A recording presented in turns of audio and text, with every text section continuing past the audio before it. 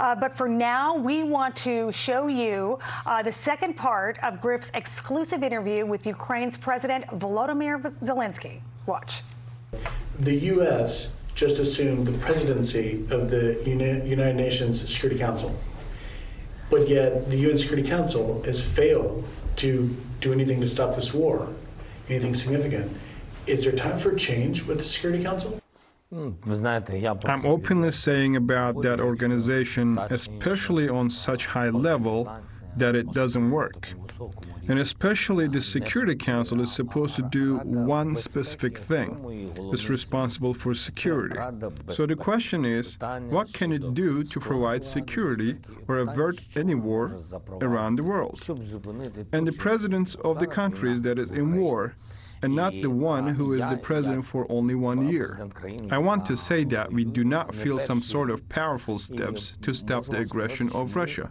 Just like a person, do you feel that this organization can stop the war, any war in the world? Do you feel? I think that the main thing of this organization that people have to believe that there are preventive, concrete, direct things and steps which will be Yes, which will be implemented if somebody wants to occupy any territory. Yes, so I don't feel it. Maybe somebody has this feeling. The EU proposed phasing out Russian energy, but it's not till the end of the year. Is that enough? So far, I think that the United States of America is the accelerator of the sanction policies, and I think they do more than any other country. And this is the way it should be, because they are the most powerful country right now. I see the same support with respect to sanctions from the United Kingdom. The European Union should be in a united position.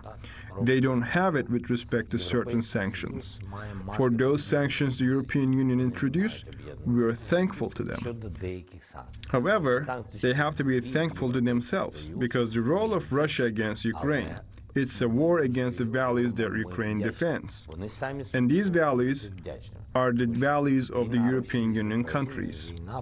We created the platform of this, and we prepared good document for sanctions. What of these sanctions work? What of them don't work? How we can do or involve more deep instruments, because Russia, when they get some sanctions, yes, they are finding each day the way how to obey around. Yes, command. That's it. So we prepared document, and also we gave this document to all the partners.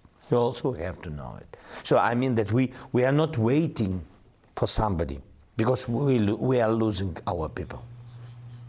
Just fascinating. That's another snippet of Griff's exclusive interview with Ukrainian President Volodymyr Zelenskyy. Griff told me he sat with him for 57 minutes. He answered all of his questions, and rather than look tired and weary from war, he said he appeared in control, thoughtful, and alert. Congratulations to Griff on that interview. We hope to get him back in just a minute. Okay, and we're going to actually bring him in right now. We got his signal back. Griff, there you are. Great job on the second part of that interview. Did you have any thoughts on what President Zelenskyy told you right there? Yeah, our signal dropped there for a second, Anita. Sorry we lost you. Yes, and great okay. recap of that interview. It's just to get the insight into really what a president at war thinks and the absolute overwhelming challenges he has gotten. Because remember, many people were not backing Ukraine the way they were. Many people were not willing to send the heavy weapons that he now has, howitzers. And now he wants, as we heard, more long-range missiles.